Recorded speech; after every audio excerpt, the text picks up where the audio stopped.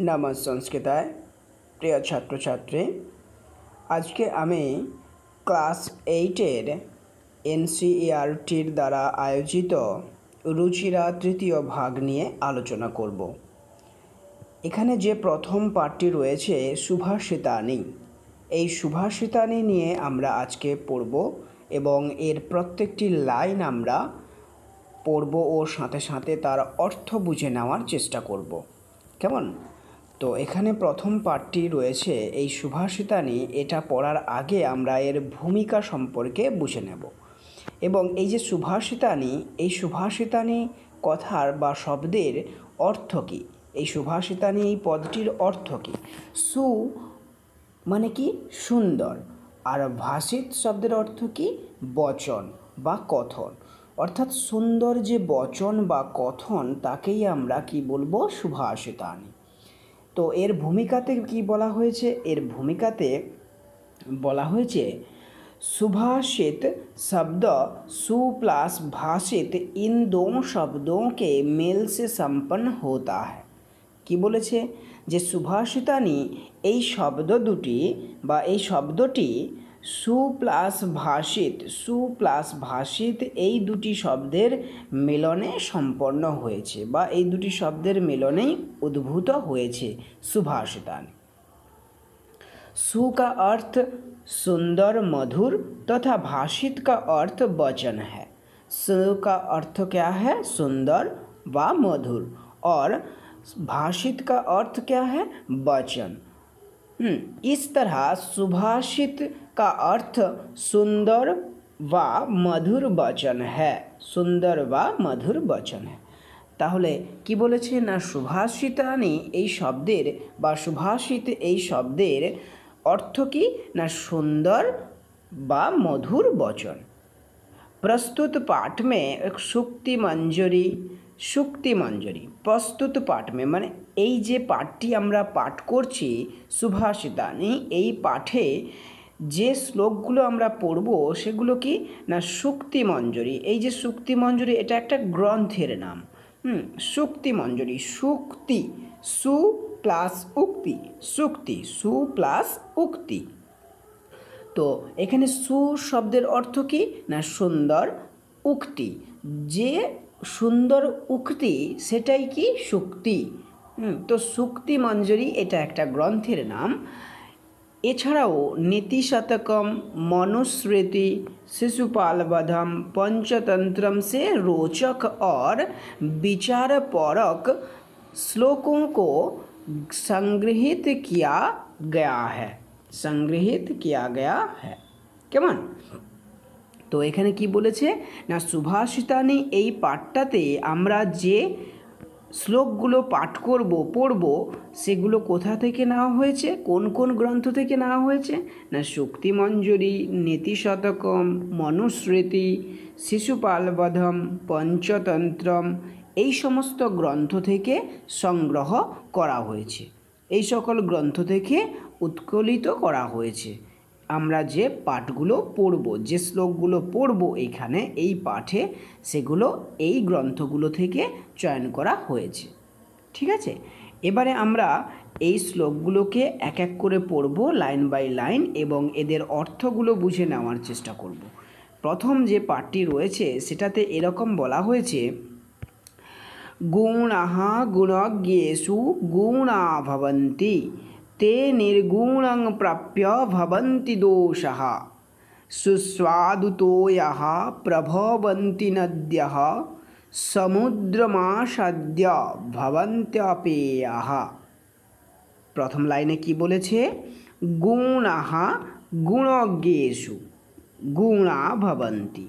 गुणाः, गुणा शब्देर अर्थ की ना गुण, गुणज्ञेषु माने गुणवान व्यक्ति, गुणा गुणज्ञेषु गुणा गुणটি गुणज्ञेषु गुणवान ব্যক্তির কাছেই ভবন্তি গুণাঃ, ভবন্তি মানে কি হয়, ভবন্তি শব্দের অর্থ হয়, গুণাঃ গুণ।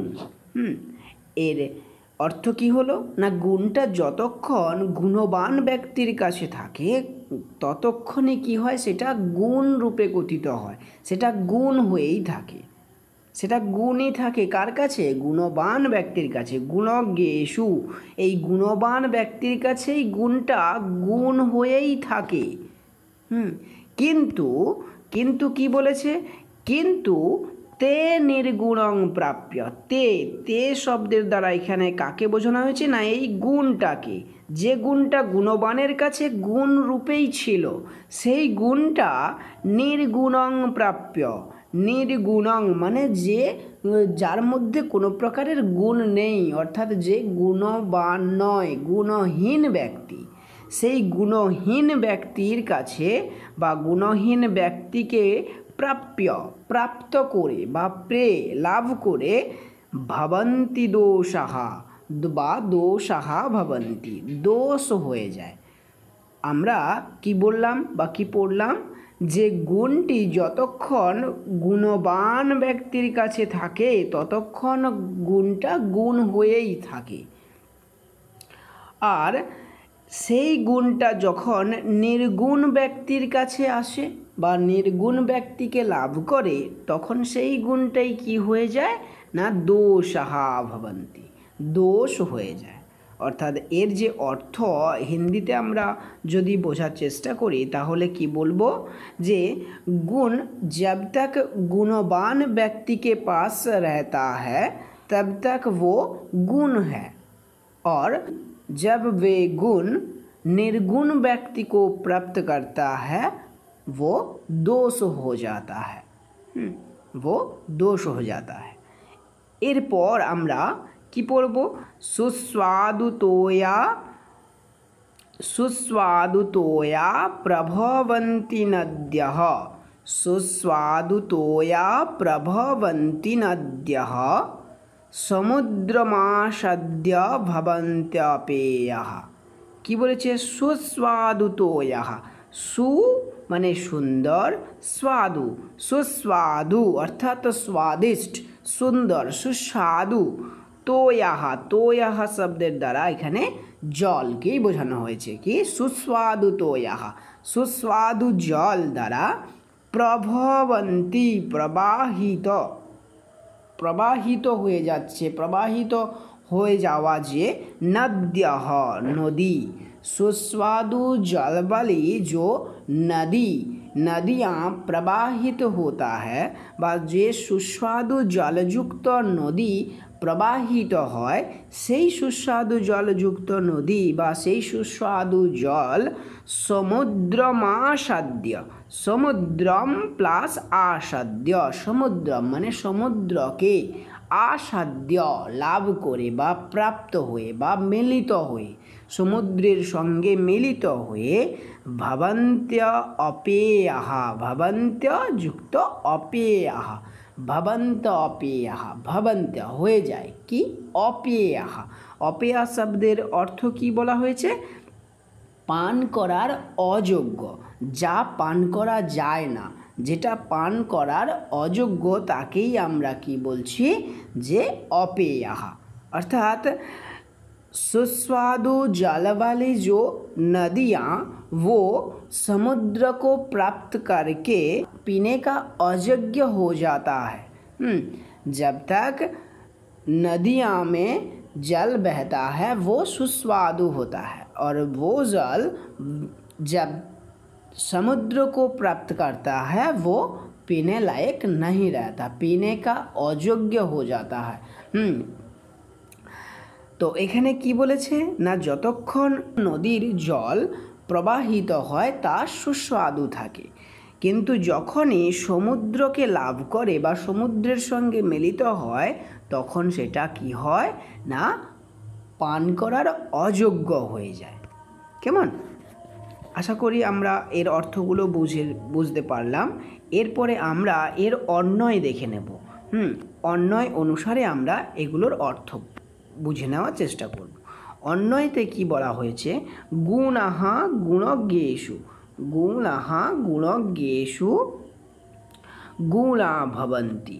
গুণাঃ মানে গুণ, গুণজ্ঞেষু গুণবান ব্যক্তির কাছে গুণা ভবন্তি গুণ হয়, গুণ গুণবান ব্যক্তির কাছে গুণ হয়।